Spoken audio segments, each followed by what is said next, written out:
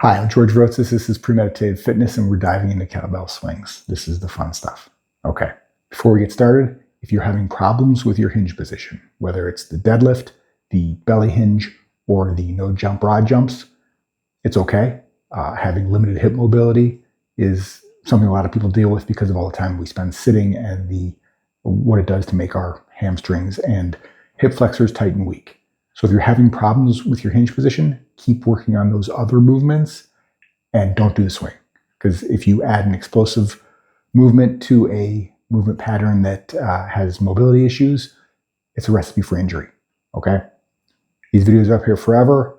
You can come back and visit them even after the challenge is over when you have the mobility to safely attempt swings. Keep working on those other drills and add in a lot of the 6-point rocks as well. You'll open those hips up and you'll be swinging in no time. A few basics of a swing to go over before we get started. One is breathing. That's a pretty lengthy video in and of itself. I've broken that out of here. That's separate. Watch that first. That'll teach you how to breathe while we're doing swings. Okay, that'll be linked down below. Next is how we're gonna hold the bell. For some of these other drills we've done with the suitcase carry and the kettlebell deadlift, when we're grabbing the bell, we are crush gripping and death gripping it as hard as we can to generate tension. In the swing, we want a looser hook grip.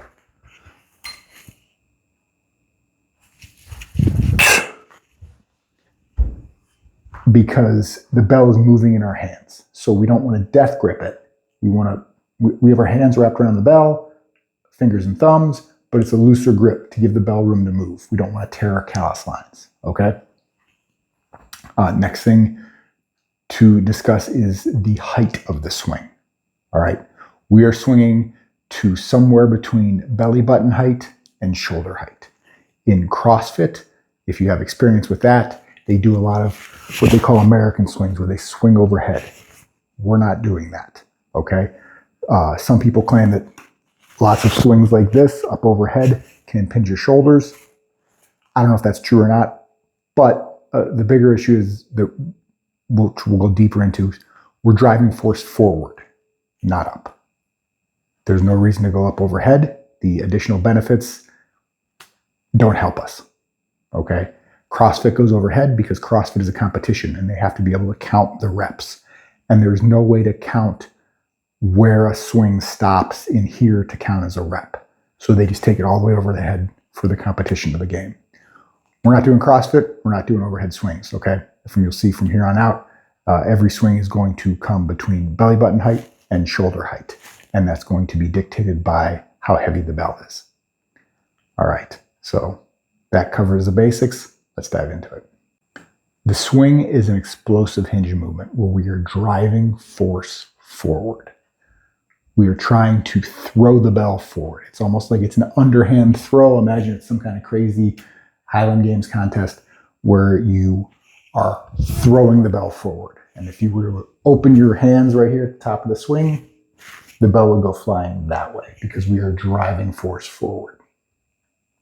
And when you see videos of the swing, it looks like the swing's going up, but that's just because our hands are attached to the bell like ropes. Our arms aren't doing anything because we're not trying to get the bell to go up. So keep your elbows straight and locked and your shoulders down and back throughout the movement. That's going to take your shoulders out of it so you're not lifting the bell and you'll have a better swing. You don't want to be sore up here at all after the swing, after sets of swings. If you're sore up here the next day, that means you were lifting the bell. Try and keep your shoulders down and back. All right, because your arms are just ropes. And to practice explosively driving force forward, we're doing those no jump broad jumps, where you're trying to do a broad jump as far as you can, as explosively as you can, without leaving the ground, keeping your feet on the ground. Practice some more of those. And I know you've been doing a lot of them, but they're a good warm-up movement for the swing as well. And it's just a reminder that the goal of the swing is to drive force forward explosively. All right, try some of those out, and we'll be back with more. So the swing is a explosive movement about generating force. That's one of the main benefits of it. It teaches us how to generate force, but it also teaches us how to absorb and redirect force. The generation of the force happens on the upswing when we're coming out of the hinge position explosively, and generating the force happens when we hinge at the appropriate time on the downswing to catch the bell as it's coming back. That loads up our hinge pattern. It redistributes the force of the bell into our hamstrings and glutes so that we're loaded and ready to go for the next swing. Okay? It's just this give and take that just goes back and forth. And it's almost like you've got a magical bow and arrow where you draw the bowstring back, which would be your hinge position, your hamstrings and glutes, and the arrow is the kettlebell. You let go and shoot it, and this magical arrow, after the arrow is released, it ends up coming back to you and you catch it with the bowstring. So you shoot it, catch it, shoot it, catch it. That's the way the hinge pattern works in absorbing force for us in the swing, okay? So when we're hinging properly on the downswing, you'll know that happens when your upper arms are attached to your rib cage and your forearms are just starting to hit your hip crease line. Wait, hinge. Wait, hinge. Wait, hinge. There's no reason to be scared of the bell coming back. So there's no reason to get your hips out of the way early when the bell's coming back. Let it come back to you, catch it properly, let it load your hinge position. It's this give and take relationship that works really well together when you're allowing the bell enough time to come back to you before you hinge. Okay? If you were to hinge too early, it would look like this.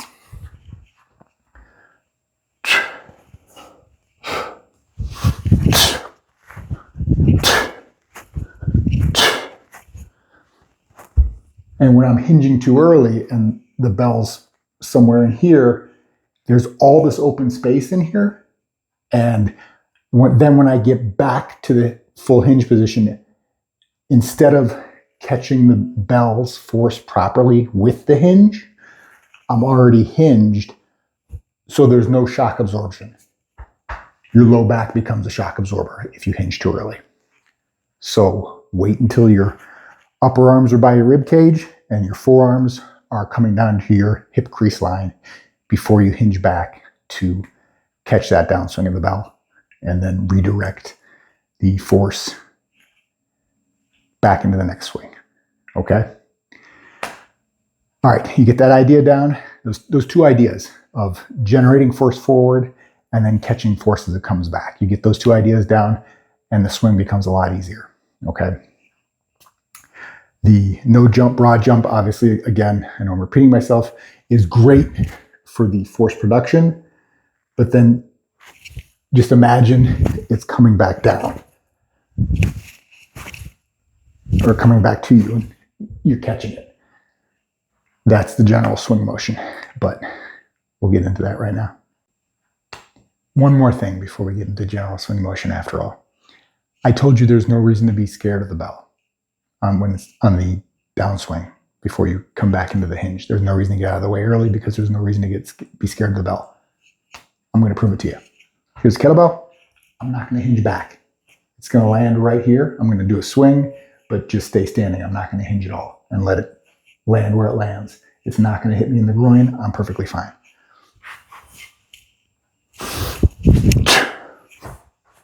As you can see, the horns of the bell just make contact with my thighs.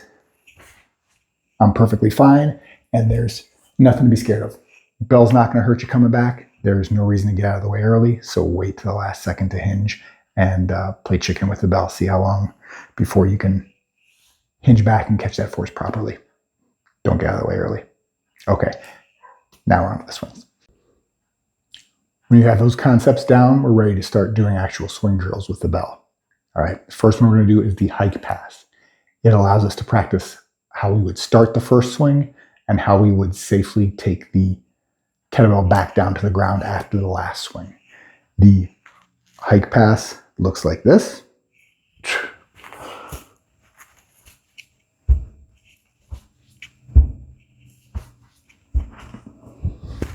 So we are just hiking the bell back and then allowing it to come safely back to the ground.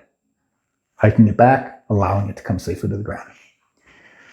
When we address the bell for any of the swings, we are going to be about 1 foot to 1.5 feet back from the bell.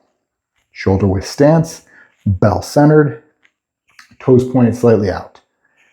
Hinge back, come down, our hands find the bell. We do not reach forward with our shoulders. Our shoulders stay down and back.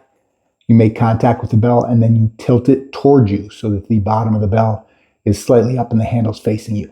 And then it's just hinge it back to the ground, back to the ground, hike it back to the ground.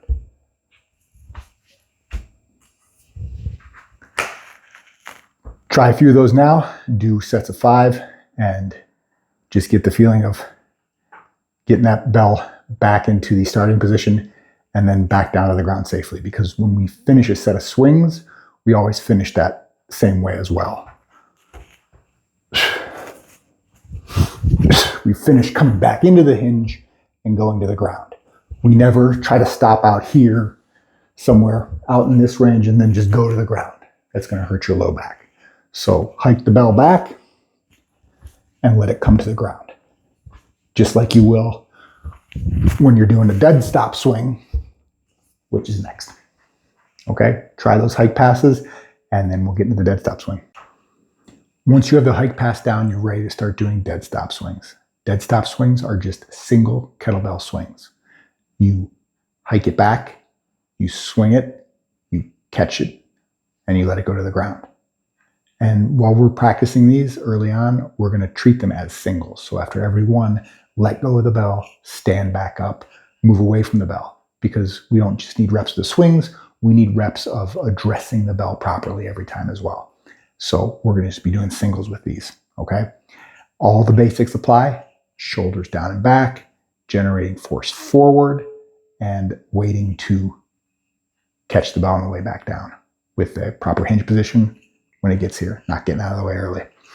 Okay, so we address the bell, 1 to 1.5 feet back, shoulders, feet shoulder width apart, toes pointed slightly out, hinge back, reach down, find the bell handle, tilt it towards me, hike, swing, catch, ground. That's a dead stop swing. Do one, shake it out, address the bell again. Hinge, tilt it towards me, hike, swing, catch, back. That's the dead stop swing, okay? And like I said, right now we're just doing singles. As the challenge goes on, we'll start doing sets of dead stop swings. So a set of 5 dead stop swings would look like this. Dress it the same way, hinge the same way.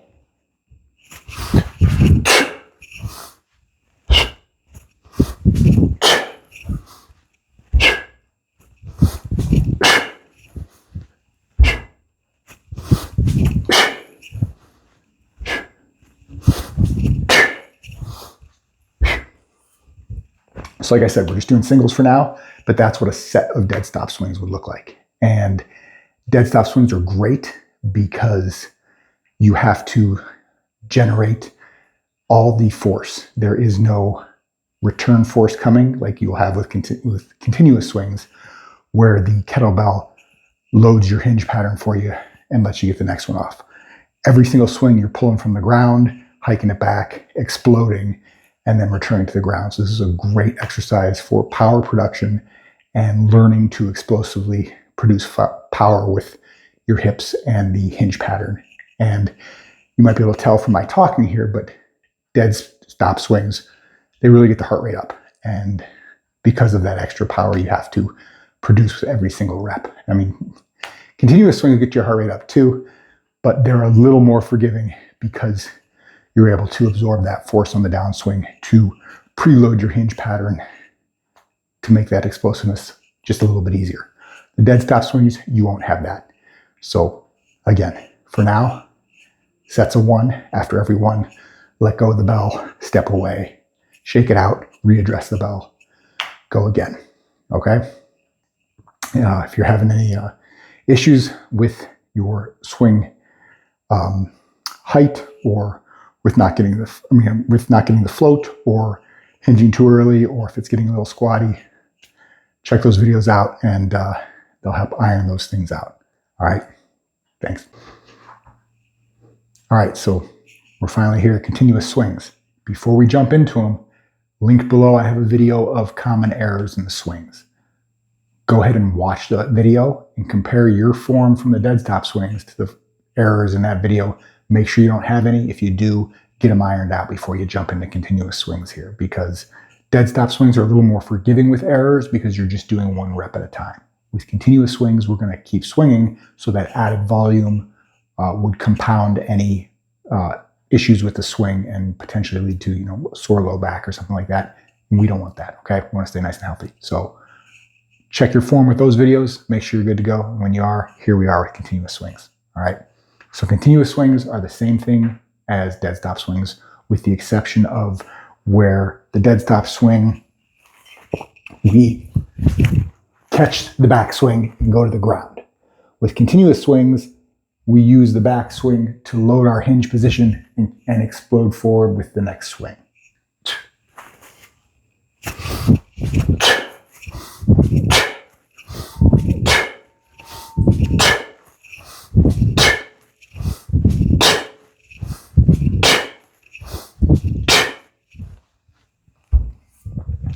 And it gets into this really nice movement pattern where you get a rhythm and you can just keep going, and it gets the heart rate up, and you get a nice combination of power generation and cardiovascular effort put into it as well. And it just kind of makes it the perfect exercise. But we want to make sure we get those movement patterns ironed out, and we aren't doing this with those common errors, because again, that's just going to lead to a sore back, and we don't want that. So with the continuous swings, if you haven't gotten your breathing pattern down yet, watch that video. I'll link that below as well. Okay, the power breathing is important with dead stop swings, but you might have gotten away with dead stop swings without doing power breathing because we were just doing mostly one at a time. Towards the end, we did some sets, but especially when you're doing singles, you can get away with not breathing right. With continuous swings, if you aren't doing the power breathing, you're going to be out of breath like that. So watch that video as well, and then come back to continuous swings and try and match your breathing to the swings. As you see, I'm inhaling through my nose on the backswing, exhaling forcefully with my tongue behind my teeth, like the sound. As my hips explode forward, I'm trying to get that exhale out before the bell reaches its zenith. And then as the bell comes back down, I'm breathing in again sharply through my nose, nice deep belly breath with my diaphragm. And then I'm using that breathing pattern to time my swings and power my swings.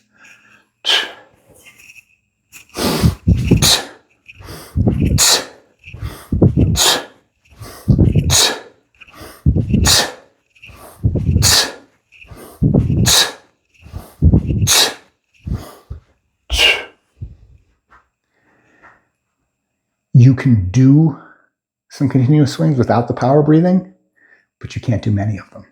And you can't do them for long. And if you want to get good at the swing, you have to match your breathing to the swing, because it really powers the swing and keeps you up for the task of producing all that power and absorbing the power and redirecting it over and over and over again. Okay. So with continuous swings right now, if you're going to give them a try, just do sets of 3. We did singles with the dead stop swings when we started. Here we're going to do 3 so that you can get the rhythm of a few swings in a row. But for now, just do sets of 3. Later in the week, we'll bump that number up. But for the course of this challenge, we aren't going to go over 10 swings in a set. My personal opinion is if you're going up into those high rep swings, over 10 reps per set, your bell's too light. Okay. If you can bang out 10 reps right now and it's easy, time to start looking into a heavier bell. Okay. Start that heavier bell with maybe 5 reps, 3 reps, 5 reps, and work it up. But that's how we get stronger in the swing. We need to have appropriate load, because if I'm swinging a bell that's too light,